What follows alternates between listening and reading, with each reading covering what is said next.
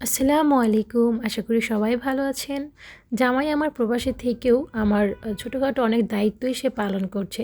এই যেমন আমি রেগুলার যে ফোনটা ইউজ করি, সে ফোনটা আমার ছেলের হাত থেকে পড়ে মানে টাচটা ভেঙে গেছে। তো সেটা রিপেয়ার করতে আমি রাজলক্ষ্মী এসেছি। আর আমি একটু অ্যালসেমি করছিলাম। তো সেই বলছিল, "যাও, যাও ফোনটা ঠিক করে নিয়ে আসো, নয়তো মেয়ের হয়তো হাত কেটে যেতে পারে।"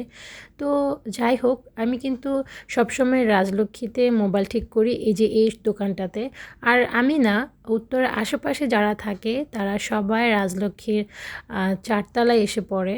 তো এখানে মোবাইল কেনাও যায়, প্লাস মোবাইলের যে মোবাইল সার্ভিস বলেন বা মোবাইলের পার্টস বলেন বা রিপেয়ার বলেন, যেটাই বলেন, এখান থেকে আসলে সুন্দরভাবে করা যায়।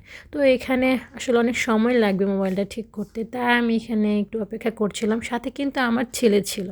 তো এই যে উত্তরার রাজলক্ষ্মীর পাশে যে মেইন রোড, এটা হচ্ছে ঢাকা ময়মনসিংহ রোড। তো এই রোডটা কিন্তু আসলে এখন অনেক চড়া করা হয়েছে, আগে এত চড়া ছিল না।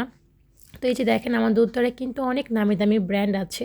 এই যে আমি দেখিয়ে দিলাম আক্তার ফার্নিচার, তার নিচে স্যামসাং, হিটাচি, প্যানাসোনিকের শোরুম, তারপরে এই যে তার পাশে বাটা শোরুম, তারপরে বেশ শোরুম, তারপরে সিশেল রেস্টুরেন্ট, ২১ রেস্তোরাঁ। তো যাই হোক, উত্তরার মধ্যে অনেক দামি দামি রেস্টুরেন্টও আছে।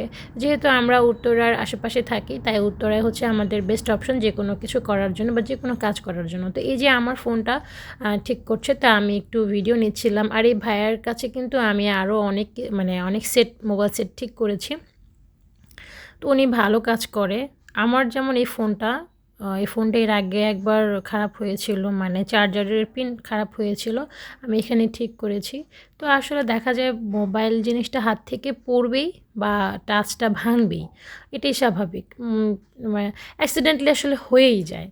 আমি বলি আর আমার বাচ্চারা বলুক, যেই বলুক না কেন। যেমন কিছুদিন আগে আমার মার হাত থেকেই আমার মার হ্যান্ডসেটটা পড়ে গেছে, পড়ে যাচ্ছে তা অবস্থা হয়েছে। তো মা আবার ঠিক করে নিয়েছে। আর এই সেটগুলো দেশের বাইরে হওয়ার আসলে খুবই ভালো কাজ করে ঠিক করার পরও। এই যে সেটটা ঠিক করা, আমি কিন্তু আরও টুকিটাকি কিছু কাজ করেছি।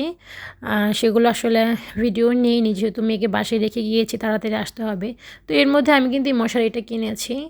মশারিটা খারাপ হয়ে গিয়েছিল আগেরটাতে, নতুন একটা মশারি কিনেছি। আর সিব্বিকে নিয়ে ওয়াফেল খেতে গিয়েছিলাম। তো সেটা আমি নেক্সট ভিডিওতে শেয়ার করব, কোথায় গিয়েছিলাম ওয়াফেল খেতে। তো যাই হোক, এই হচ্ছে আমার ভিডিও। যদি ভালো লাগে অবশ্যই কমেন্ট করে জানাবেন। তো আজ এই পর্যন্তই। Thanks for watching. Allah Hafiz.